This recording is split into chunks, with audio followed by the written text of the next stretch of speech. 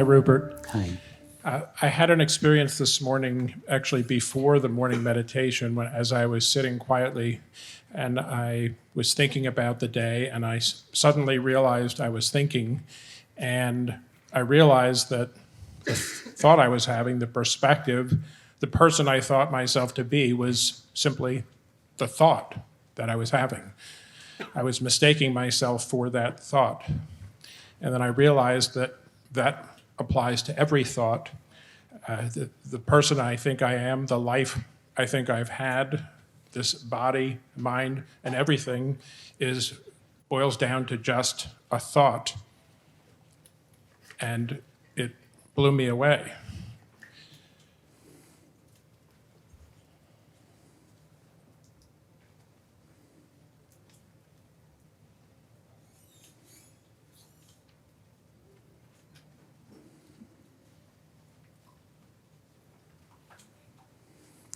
Did you have a question about it?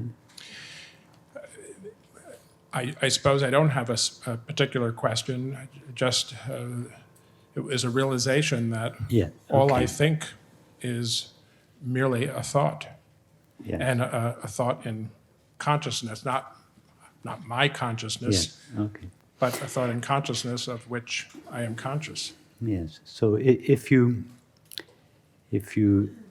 understand that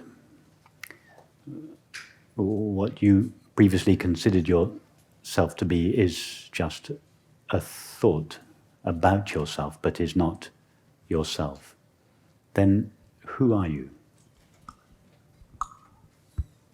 Because it's not enough to discover what you are not, although that is a very good and necessary first step. It's necessary to discover what you are.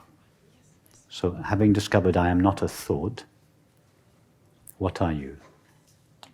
I am the awareness that realized I was thinking. Tell us about that. It's the presence that is always here. Yes, but I meant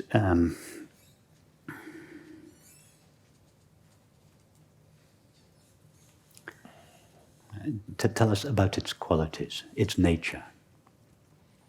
Don't describe it. Try to tell us about its nature, because which is another way of saying, tell us about the nature of yourself. You have discovered that this is what you essentially are. So the first step is to discover what I am not. The second step is to discover what I am. And the third step is to discover the nature of what I am. So, having discovered I am awareness, tell us about the nature of the awareness that you know yourself to be. Always available. Yes. Open. Yes. Accepting.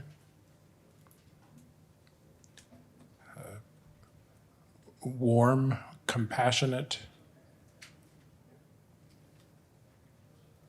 Can it be disturbed? Awareness cannot be disturbed. No. Do you, awareness, lack anything? No. So all that is necessary, having recognized this, is to stabilize this in your felt understanding, so that it is not a brief glimpse of yourself, but is your stable, felt understanding of yourself, and to live the implications of this recognition in all aspects of your life.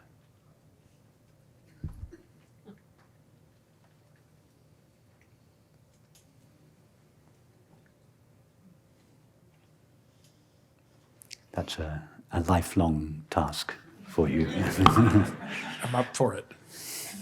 Thank you. When the journey to God ends, the journey in God begins. Hi there. My question is,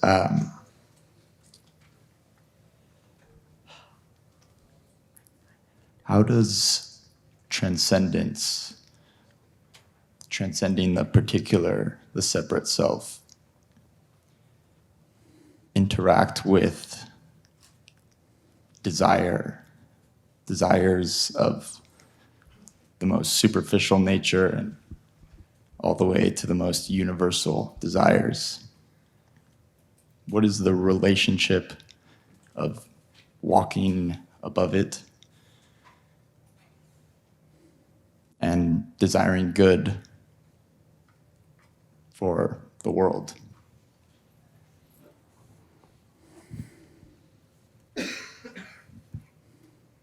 Just keep the mic just for a moment.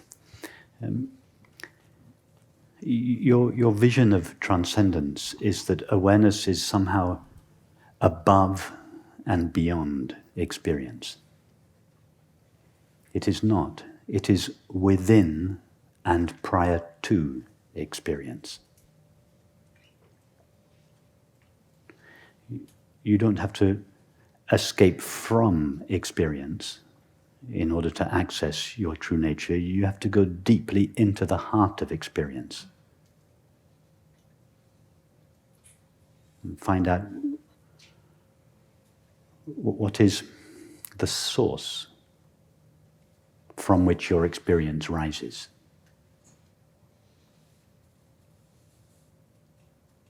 And so it's not a movement of transcendence. It's a movement of going deeply into yourself, inwards or selfwards or backwards. When I say backwards, I mean away from the objects that you are aware of, into the very essence of yourself, the source of your experience, which is aware of these objects. So it's an inward movement. It's not an escape from experience. And then having touched that in yourself, investigate its qualities, its nature, just as we discussed in the previous conversation. And then you allow that felt understanding to inform, first of all, your thoughts and your feelings, and subsequently your activities and relationships. So most people, when they go back, when they go to what they call themselves, they don't go all the way back to their essential, irreducible self. They just go to this self made out of thoughts and feelings, the apparently separate self. And having only gone that far, most people's thoughts and feelings are based on, express that self, are informed by that self, and their subsequent activities and relationships are an expression of that sense of oneself. So here we have to go further back, not just to this bundle of thoughts and feelings called myself. We go through the bundle of thoughts and feelings to that which is prior to them, our essential, irreducible being. And then we allow our thoughts and feelings to be informed by that felt understanding. And then subsequently our activities and relationships express those thoughts and feelings. So it's not that we cease having desires, it's rather that our desires no longer express the fears, the neuroses, the frustrations, the sense of lack that is inherent in the separate self. But our desires come directly from the fullness of our essential, irreducible being. And our desires as such are the means by which our essential being is brought out into the world of activities and relationships.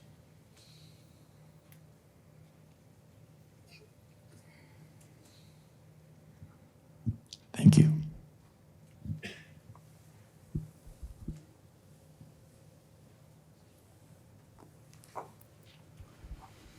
Hi, Rupert. Hi, Kathy. What would I'm kind of curious about, and I also feel like it would be useful for at least myself, and perhaps many others. I was just curious, what is your, if you could share, if you wouldn't mind sharing, what are you finding is a spiritual challenge for yourself? And What do I find? Pardon me? What do I find as a spiritual challenge in your life, and if you don't mind sharing the process you undergo or anything you wouldn't mind sharing, because I feel like that kind of helps put it into concrete terms, and I don't know, might provide some insights that we could utilize.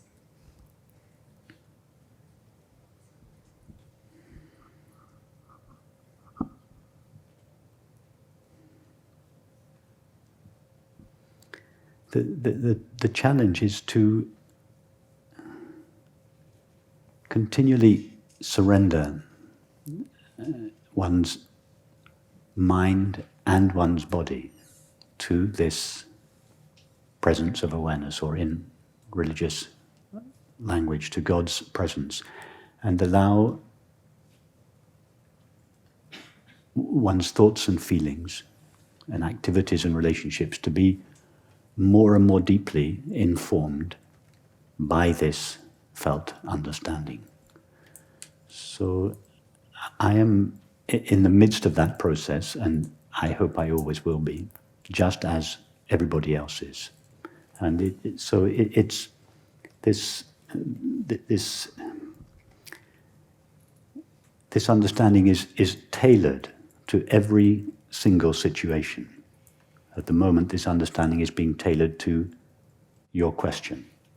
When I leave here, I may get a message from my son on my voicemail. I will then tailor my felt understanding to whatever situation is presented. And it's just a moment-by-moment response to whatever presents itself in my life from the place of this felt understanding. And if something in my life triggers a residue of belief, or more importantly, feeling of the separate self, rather than responding in that moment from the separate self, the challenge then is to pause, trace my way back to my essential self, reassert my feeling understanding of myself as that, and then turn outwards again and respond to the situation.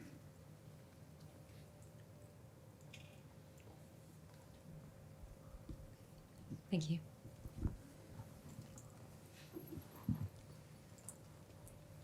Just next to you, yeah. Thanks. My question relates to the status of awareness in deep sleep. And if you'd be so kind, could you try to describe the difference between your experience in waking state and your own experience in deep sleep? Well, the waking state is awareness in the presence of objects. Deep sleep is awareness in the absence of objects. As regards the status of awareness in deep sleep, the status of awareness is always the same, ever present, without limits, inherently peaceful, and unconditionally fulfilled. Its status, the status of awareness doesn't change with the fluctuating states of mind. And so because of the absence of objects in the deep sleep, there's nothing to codify into memory to come back from deep sleep and say, aha, this was my experience in deep sleep. So you're saying it's not an absence of awareness, it's just an absence of something to bring back from that state? Yes, deep sleep is not the absence of awareness, it is the awareness. No, absence of objects. Yeah. Deep sleep is not the absence of awareness, it is the awareness of absence.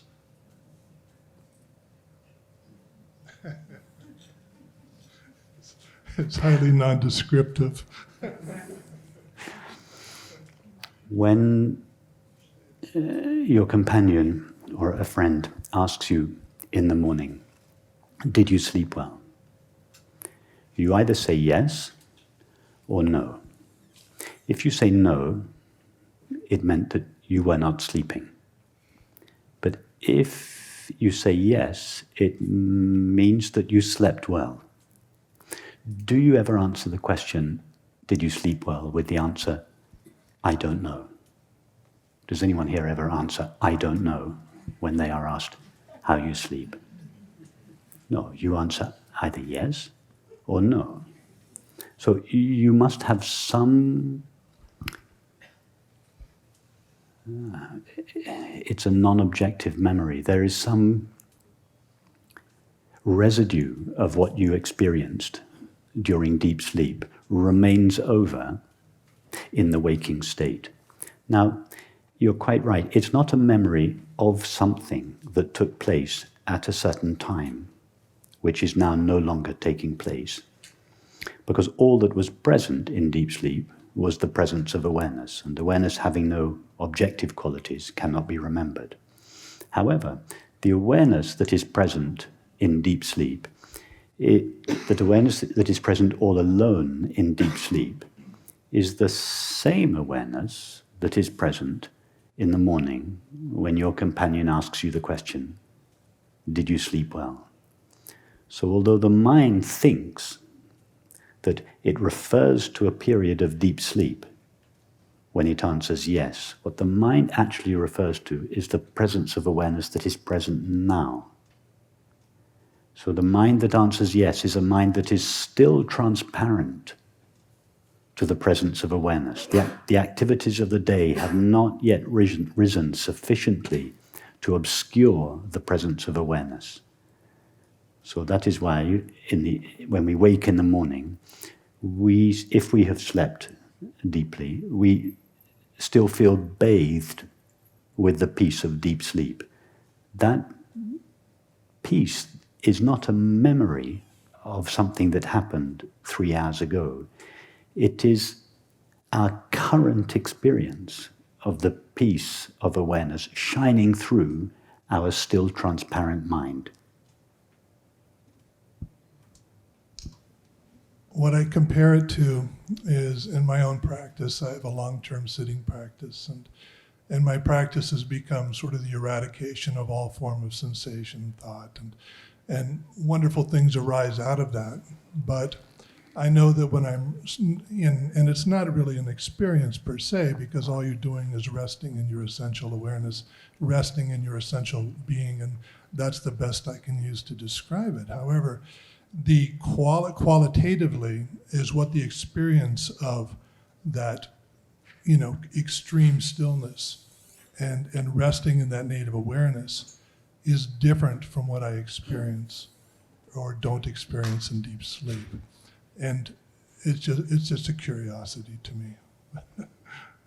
But any differences that you describe are not differences in the state of awareness. They are differences in the fluctuations of your mind. So if you just say that deep sleep is different from deep meditation, which is different from the waking state, what you are describing is the state of your mind, not the nature of awareness. Awareness is always in the same condition.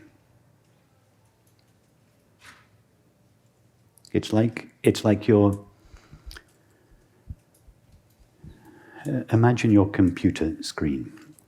There's the screen, there's your blank screensaver, and then there's your email program and your iPhotos. And if you look at the iPhotos, your emails, your screensaver, and the screen, you will say these are 4 different states. But if whenever the iPhoto or the email or the screensaver is present, you actually go up to them and come close to them, touch them. You always find the same reality there, relatively speaking. You always find the same screen. The screen doesn't share the limited qualities of the email, the photos, the screensaver. So what you are describing are the differences between the photos, the emails, and the screensaver. There are differences between photos, emails, and a screensaver, but there's never a difference in the screen. And it is not necessary to shut down all the programs on your computer in order to recognize the nature of the screen, because the nature of the screen is equally present during the presence of photos and emails as it is in their absence.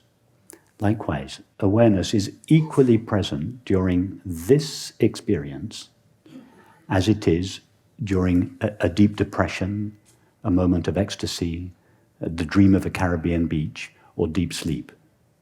So it is not necessary to annihilate your sensations, to bring your thoughts to an end, to change your perceptions. All that is necessary is at any moment of experience to go closely up to your experience and touch the stuff it is made of. If you do that, if you go deeply enough into experience, whatever the experience, and for this purposes, a deep depression is as good as a moment of ecstasy. You will always find at its heart its reality. Inherently peaceful, unconditionally fulfilled awareness.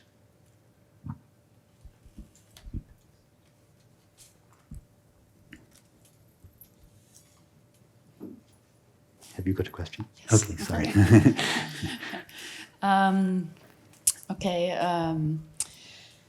It's a very personal, not personal, what is personal, but I've noticed over the, so, hi Rupert. I've noticed over the past few years that the more I become aware of the dynamics of my mind, or let's put it like that, the more there's this awareness of becoming aware of the dynamics of the mind, the more there's this experience of suffering. And but I've also noticed I initially started this path many, many years ago of in order to become liberated from the experience of suffering. So I'm wondering, even though I know whenever suffering is arising, it's a thought that is arising, and then you have the emotions around it. I'm wondering, there's a deep sense of sadness, and that all the identification that were so solid are not solid, and are fluent, and are not permanent, and are not substantial. So I'm feeling I'm stuck, and I also feel like all what I've studied, it doesn't take me further or back or somewhere. So I'm wondering if you have any advices.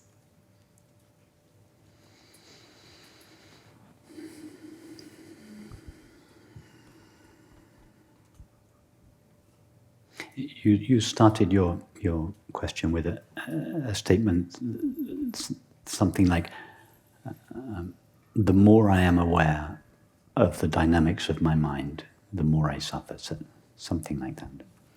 Tell us about that which is aware of the dynamics of your mind. You refer to it as I, so it's another way of saying, tell us about yourself. I mean, there is only, oh God, and I come from a very intellectual, but there's only the I when there's the thought. So there's often, So sorry to interrupt. I don't mean the I, the separate I, the separate self, that, as we've understood, is made out of thoughts. You said, the more I am aware of the dynamics of my mind, and then you rephrased it, the more there is awareness of the dynamics of my mind. So let's take, do you have a Buddhist background? Yeah. Yes, okay. Let's take I out of the equation, because Buddhists don't like the word I, understandably. I use the word I in a different way, but if you have a Buddhist background, let's take this obstacle out of the equation. You said, the more there is awareness of the dynamics of my mind, the more suffering there is. So tell us about the awareness that is aware of the dynamics of your mind.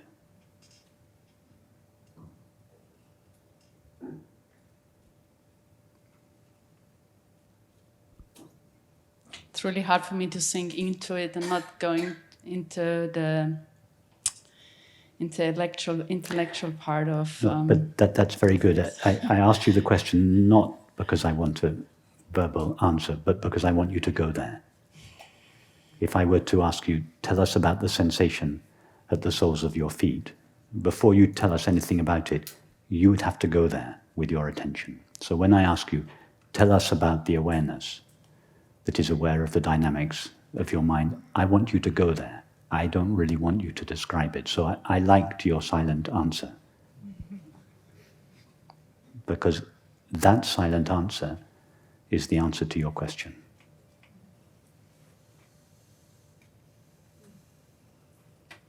But there's still a lot of suffering. Tell us about whatever it is that is aware of it. So even knowing that, and even maybe having a glimpse into that, and maybe even having a slight experience of that. No, but you are not someone who can have a glimpse or experience of that. There is no you apart from awareness that can have a glimpse of awareness. You are awareness. I mean, even understanding that it's it's like visualize awareness as a self-aware screen, not like a TV screen that is being watched by somebody sitting on the sofa, but this is a magical TV screen that has the ability to watch the movie that is playing on it. So the experience is like a movie playing on the screen of awareness, made of the screen of awareness. And it is awareness that, and the movie, just as the movie could be said to be the activity of the screen, so all of experience, that's all thinking, sensing and perceiving, is the activity of awareness. Now, awareness loses itself in its own activity and thus seems to veil itself from itself with its own activity. The essence of meditation or the essence of prayer is this return of awareness to itself. Awareness cannot be known by anything other than itself. It is I awareness that knows that I am aware. And the screen of awareness does not share the limits of any of the objects that seem to appear upon it or within it. So if you want relief from your suffering, if you look for relief from your suffering in the objects of experience, activities, states of mind, relationships, non-dual teachings, non-dual teachers, however fine the objects of experience in which you seek relief may be, you will always be disappointed. If you want relief from your suffering, you have to go back deeply into yourself to find that place that is inherently free of suffering. It's true that through force of habit, the old activities of thinking and feeling may come back very swiftly and eclipse awareness's knowledge of itself.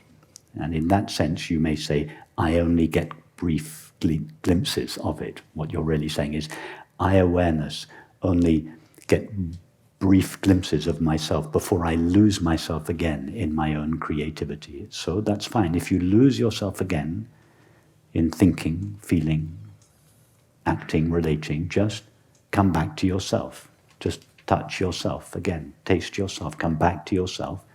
Then, through force of habit, you lose yourself in experience again. You just come back to yourself. And every time you come back to yourself, you erase the old habit of losing yourself in experience. The old habit will continue to arise for some time because we have all been rehearsing it for decades. But every time we come back to ourselves, we erode that habit. And we find that it takes us less and less time to return to ourselves. And in time, fewer and fewer experiences have the capacity to take us away from ourselves. This is why when Atmananda Krishna Menon was asked what are the best circumstances for spiritual practice, he said the police force or the military. What he meant was, if you put yourself in extremely intense circumstances, and in those circumstances you are still able to trace your way back to your essential, inherently peaceful self, and stand there, rest there, be that, whilst still responding to your circumstances. If you can make it in those circumstances, you will be able to make it anywhere. So that is obviously an intense sadhana. Most of us, a retreat, well, it's not a retreat, but a retreat setting such as this are provided because they are, relatively speaking, benign and peaceful circumstances. So we are not having to struggle with our experience. It is relatively easy to go back to ourself. But then when we take this understanding out into the world again, into activities, relationships, etc., then the temptation to lose ourselves again in experience becomes higher and higher. But the more we go back to ourselves, the more we find that fewer and fewer experiences have this capacity to take us away from ourselves. In other words, we begin to become established in the peace of our true nature. Thank you.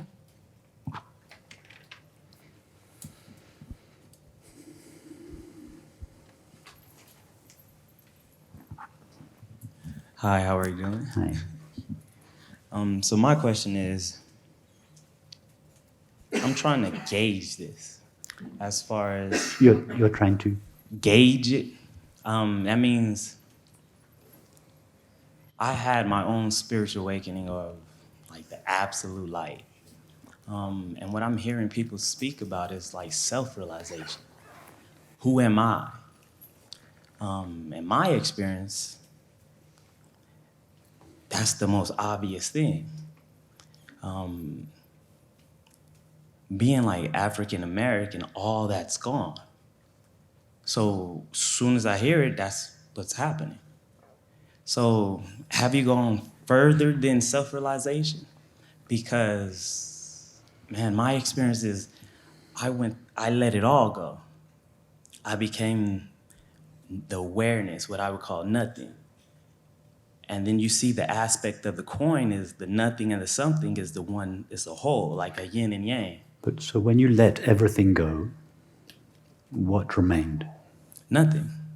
What is it? Hang on, hold on a minute. If you say nothing remained, if you claim nothing as your experience, there must have been something that was aware The aware of nothing. of the nothing. Yeah. So it wasn't just nothing. Yeah, but It was awareness of Yeah. nothing. So I know that this is all rhetoric and words in A-E-I-O-U, and we cannot even comprehend how deep this goes, but have you given up the awareness or getting to that spot to be? When you say, have you given up awareness, you suggest... Has awareness realized it is awareness, and then that realization realized that that awareness did not make awareness itself and go to even like going beyond that? Have you experienced like the ultimate light? Let's say I had experienced the ultimate light. What is it that would have experienced it? That's what everything is. If The source of awareness had experienced the ultimate light, would the ultimate light, or the awareness that knows it, be more primary or essential? Say again? If awareness had experienced the ultimate light, which of these two, the ultimate light or awareness, would be primary? It is the same. It's like saying I'm trying, but words if cannot it's- even grasp this because it's Well, like it's true that words it's- can't grasp it, but if you don't want to speak about it, we won't have this oh conversation. no, I am speaking, I'm but I'm not- trying to clarify it. I'm trying to say like if we say self-awareness would be to realize you are a drop, but then God realization or what that absolute was that drop returning back to the whole like.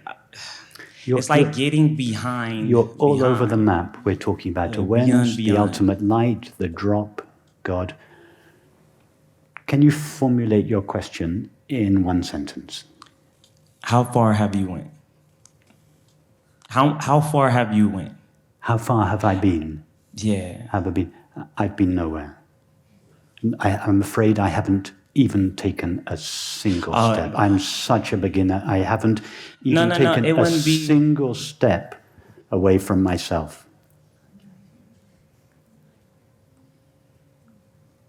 So have you experienced beyond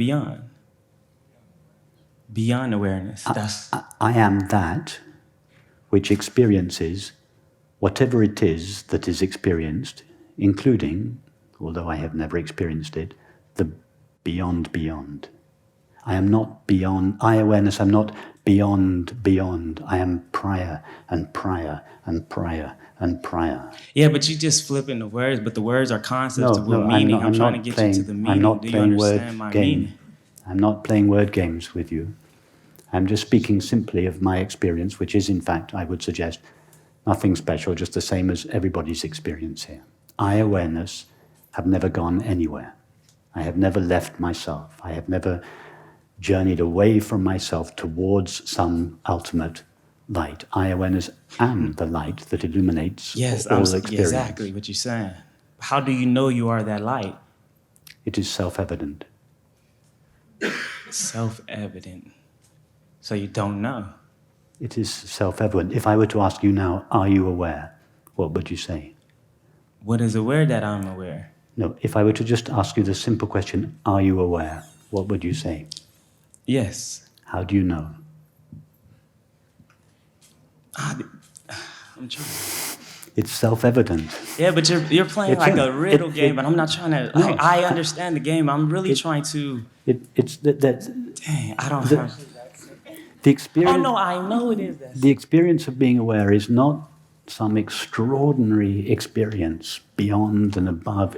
The experience of being aware is the most obvious, simple, intimate experience there is. The experience of being aware is even closer to us than our most cherished thoughts and feelings. There is nothing extraordinary about it. There is Ramana Maharshi's experience of being aware, or the Buddha's experience of being aware, was exactly the same experience that each of us is currently having of the experience of being aware.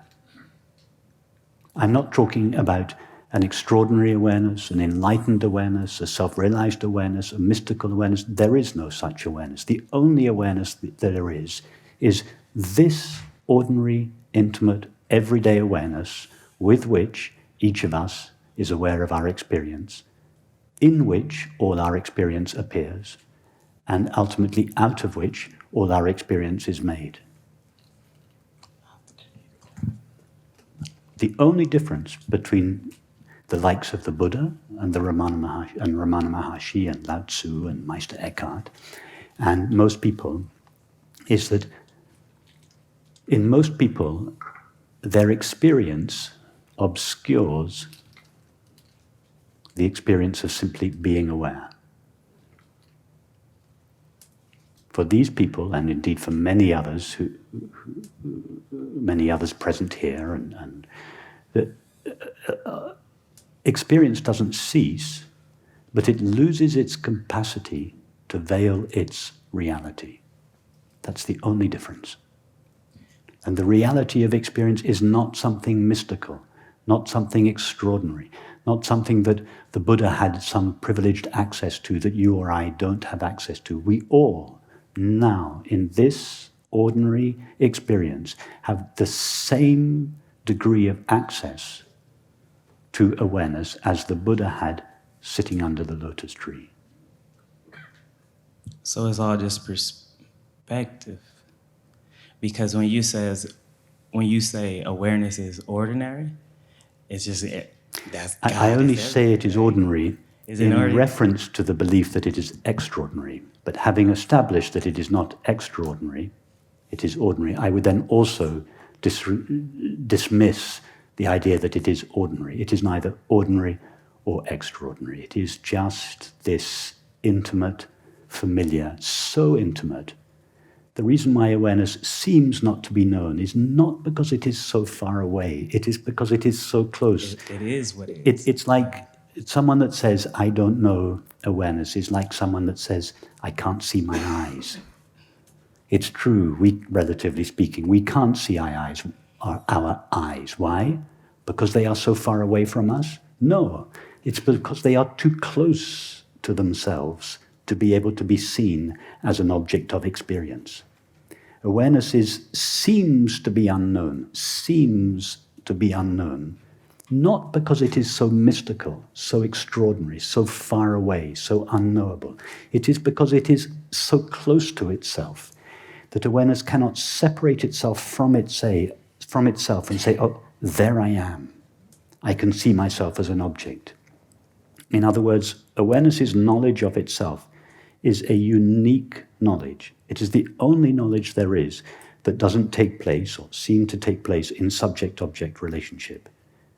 It is, as such, said to be absolute knowledge, the only knowledge that is not relative to the conditions of the finite mind. It is awareness's knowledge of itself is absolutely true for all people at all times and under all circumstances.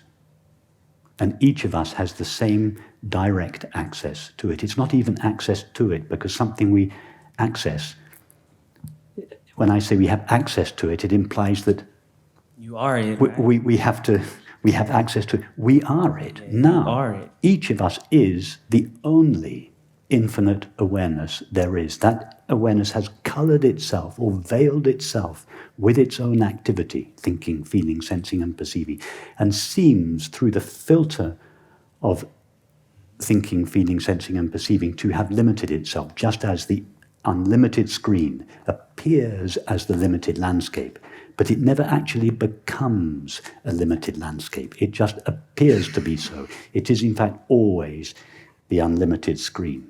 Likewise, it is this intimate, ordinary, familiar, and unlimited awareness that each of us is, that has colored itself with this thinking and perceiving, and appears to be limited. It has seemingly veiled itself with its own activity. But even this veiling, this experience, is only made of infinite awareness. There is nothing in experience other than unlimited awareness. So it's like the virtual reality game that you take off, right?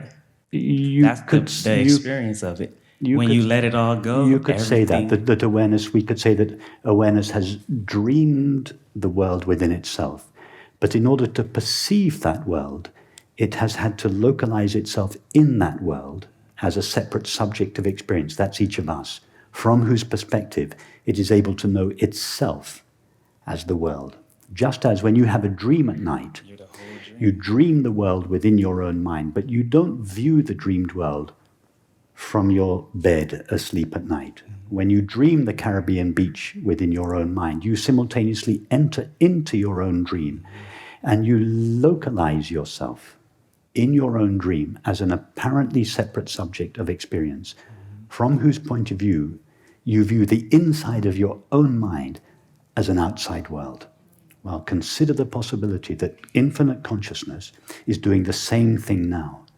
That infinite consciousness is dreaming the world within its own mind, but it cannot view the world directly from where it is asleep in its bed, so to speak. In order to view the world, it has to simultaneously dream or imagine the world within itself, and then localize itself in that world as a separate subject of experience, that's all of us, from whose point of view it knows itself as the world. This is the inside of God's mind that we are looking at. You are God. there's no me too. So It's only you. the only difference between our finite minds, which are able to have one dream at a time when we fall asleep at night, we localize ourselves as one person in the dream. I would suggest that each of us are numerous localizations, numerous simultaneous localizations in the single dream of consciousness, and that each of us are different viewpoints that consciousness has of itself. And this, the main argument that the materialist, that supports the materialist belief, is that we all view the same world. This is the main argument, that but that's we impossible. all view the same world, and therefore the reality of the world must be outside of and independent of consciousness. I would suggest that we all view the same world because it is the same world, it's the same consciousness, and each of us are just different viewpoints of that consciousness through which consciousness sees itself as the world or as the universe. I always use like the hand, a pinky and a thumb, but same hand. Different perspectives, different use, but same Yes, tool. yes. So that's exactly how I see it too. So anybody. Yes, yeah. Just in front of you. Hello, Rupert. Hi. So my question is about exactly what you just said about the global consciousness and us as localized awareness looking from within this global consciousness. And so I know because awareness, consciousness is limitless, doesn't have limits. But when I look at you, I experience limits because I can't see through your eyes. And I know what you're going to say. You're going to say, well, this is not a limit of consciousness, it's a limit of your mind. But that ends... Remember, your mind is the activity of consciousness. Your mind is not an entity. When you dream a world inside your own mind at night, there are no actual objects or selves in your dream. The entire dream is the activity of your mind. So remember, there are no objects here. There are no selves here. Experience is the activity of consciousness. There are no entities or objects present. But I interrupted you. Carry on. So my question is, so I can't see through your eyes, and you can't, I don't think you can see through my eyes either. I can't, no. And so I experience that as a limit of awareness. And so how do you make the... It's not a limit of awareness. It's a limit of what you are aware of. So how do you know it's not a limit of awareness? Because I just look at the experience of being aware and I ask awareness, because remember, awareness is the knowing element in all experience. Awareness is the only one that is aware. So if we want to know about the nature of awareness, we have to ask awareness, what is your experience of yourself? If we ask thoughts, what do you think the nature of awareness is? Thought will tell us, well, I think awareness is generated by the brain, it lives in the body, it shares the limits and destiny of the body, etc. So, but we're not asking thoughts, because thoughts don't know anything. They are known. We have to ask the one that, if we want to know about awareness, we must ask the one that knows awareness, the one that is aware of awareness. So only awareness knows anything about awareness. So to answer your question, how do I know that awareness is unlimited? Because I, awareness, ask myself, do I find any limits in myself? There is a limit to my perceptions. There is a limit, I'm speaking on behalf of awareness. I, awareness, find that my current perception is limited. I'm not seeing my kitchen in Oxford. I, awareness, find that my thoughts are limited. I can only have one thought at a time. I, awareness, find that my sensations are limited.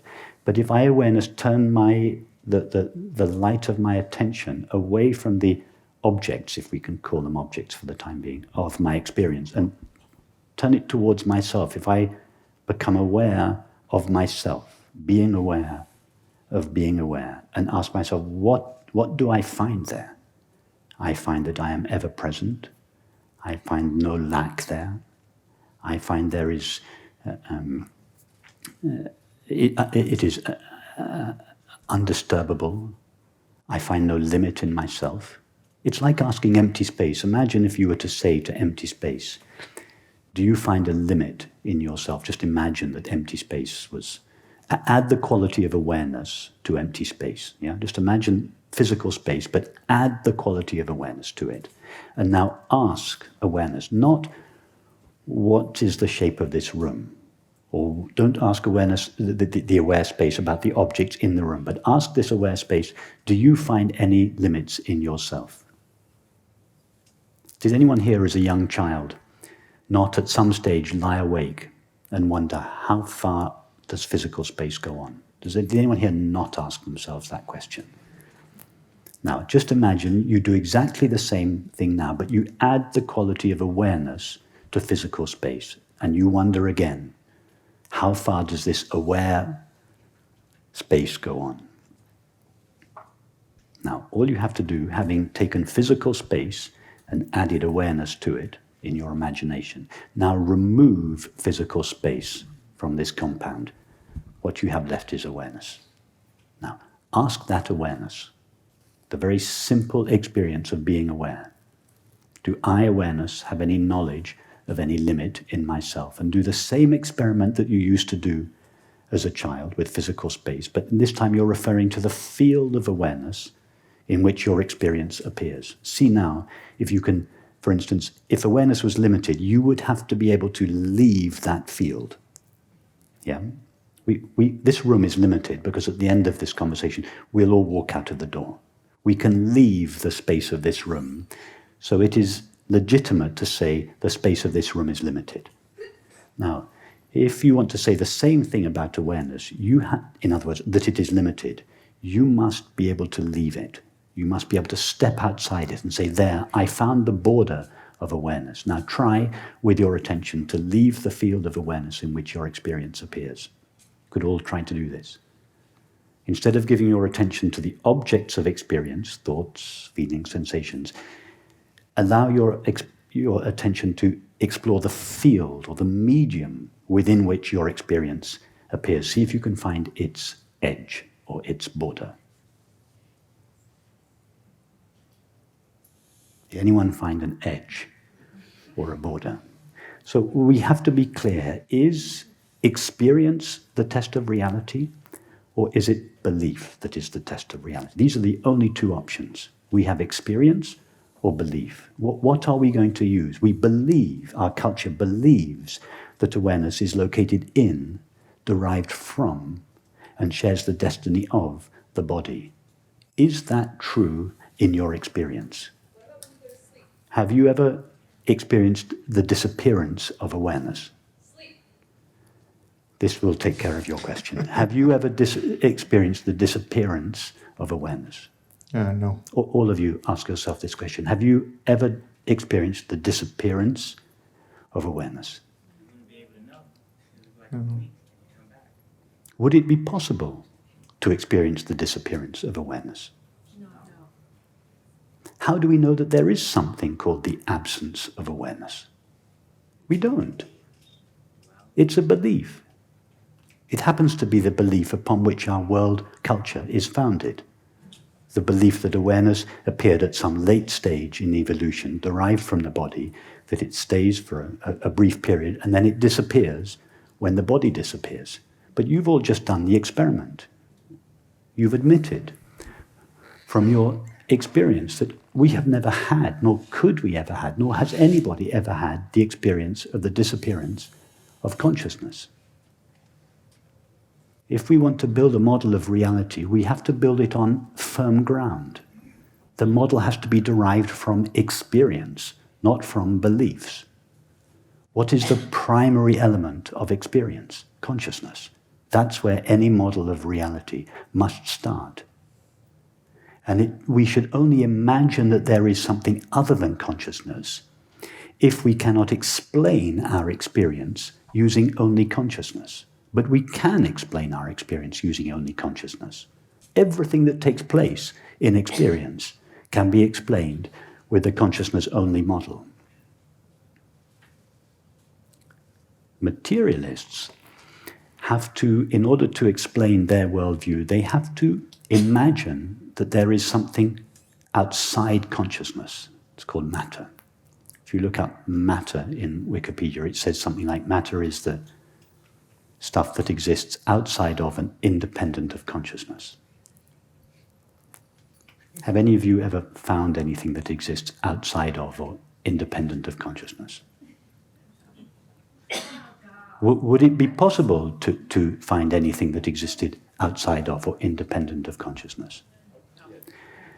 So matter is something that has never been, gosh, that was a quick hour.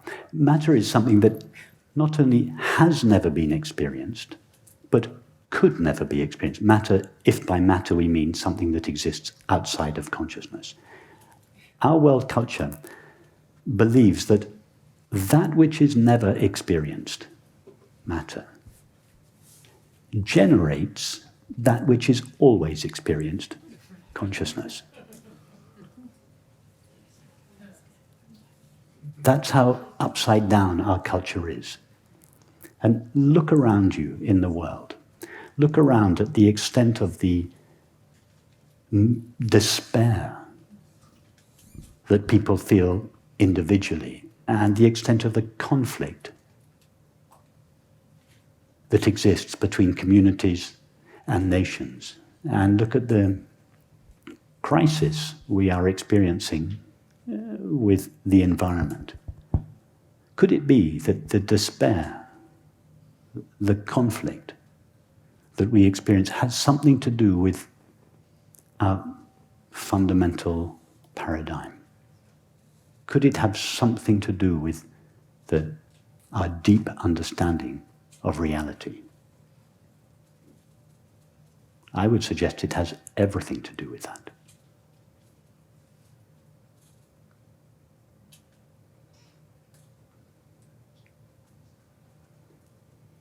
Have we got time for one more question?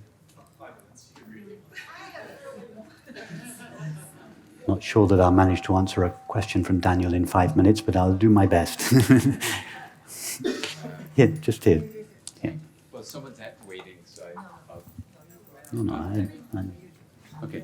Thank you, Rupert. Someone suggested that you and I do a panel at some point, which I think would be wonderful. I'm sorry that I missed your talk this morning, but I came to your conversation and I enjoyed it very much. Oh, beautiful. So I would welcome an opportunity Great, and I'm enjoying this too.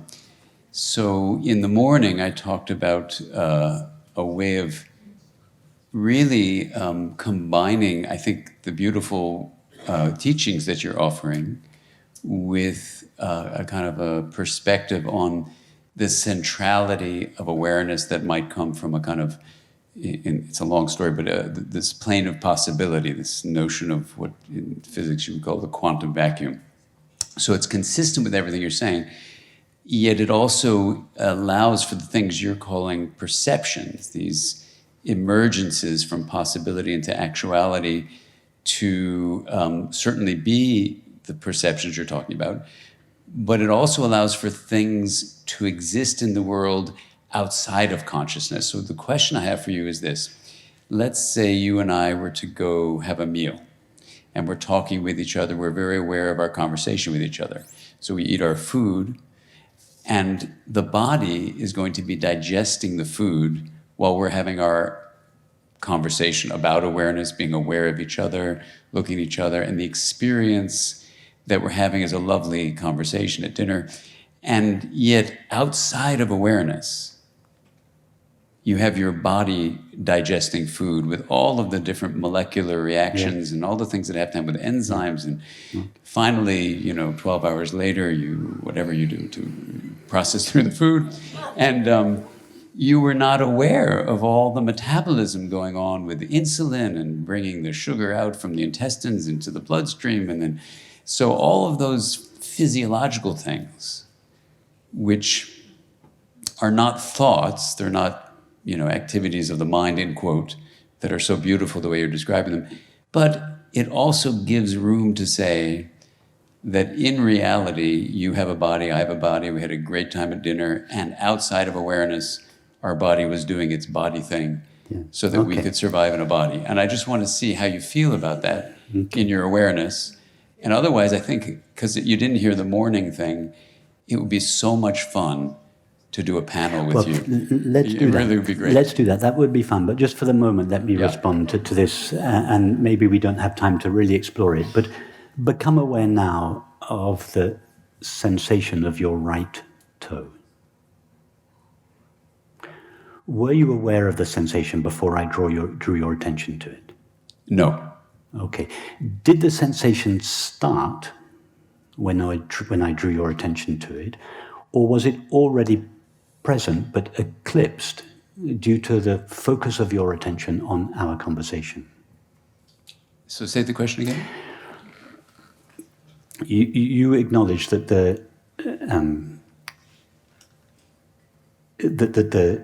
sensation of your toe didn't start when I drew your attention to it. Well, that I wasn't aware of the sensation in my toe. Okay, so do you think until that... you said, yeah. Okay, you weren't aware of it. Sorry, I've jumped ahead. You weren't aware of the sensation. Do you think that my asking you the question about the sensation in your toe triggered the sensation? Or do you think it was always there, but you were simply not aware of it because of the exclusive focus of your attention on our conversation? Yeah, it's a fabulous question. So I'll give you, I'm sure, what you'll call a materialistic response. No, but just give me Oh. a simple, I don't want a theory, I want your experience. Do you feel that the sensation Yeah. started when I drew your attention to it, or do you think that it was always there, but you didn't notice it because you were focused on our conversation? Yeah, I would say that you're asking me to focus my attention on it brought the No. sensation into awareness. Yeah. But the sensation was probably there before. Perfect, that's what I was hoping you'd say. Yeah.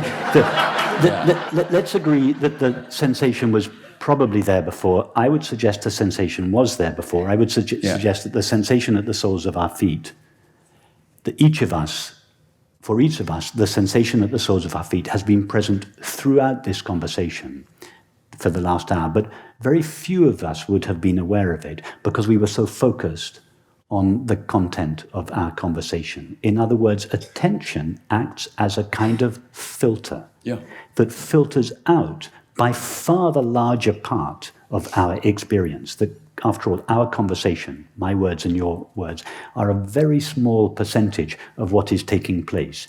But due to the exclusive focus of our attention on the current object of experience, the rest is filtered out. Now, I would suggest that the finite mind is like a filtering process that filters out by far the larger part of consciousness, and that all the digestive processes that you describe are outside the finite mind, but inside consciousness. So then what is consciousness if it's not an awareness? Consciousness and awareness, I use the words synonymously. Oh, you do? Sorry, I use them synonymously. No, that's great. Okay, Yeah. but if you're not aware of the digestive process going on, then how can you say it's an awareness when it's not an awareness? Well, That's what I'm confused about. You are not aware of the woman sitting behind you.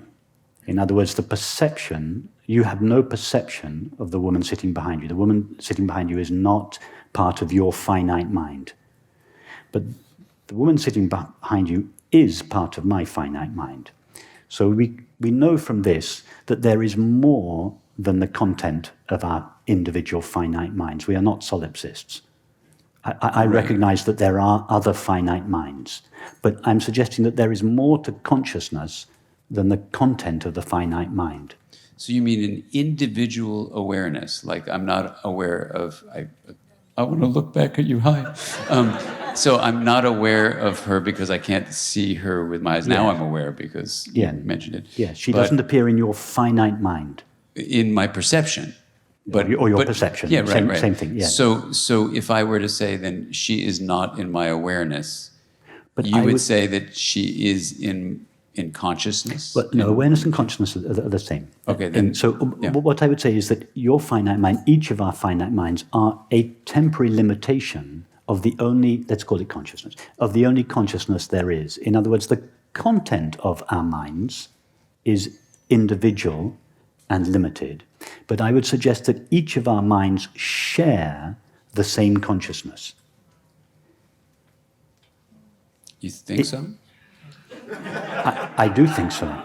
Okay. So just as What's your experience of that? I mean, how do you? let me just to imagine the analogy I sometimes use. Imagine a night watchman who sits on the edge of a construction site at night, and he has a screen, a monitor in front of him with a grid of 10 by 10 images. There are 100 CCTV cameras dotted around the construction site. They each convey a single image to his screen, but he sees all the images on the same screen. Now, the content of each image, the content of this image and the content of this image are completely separate.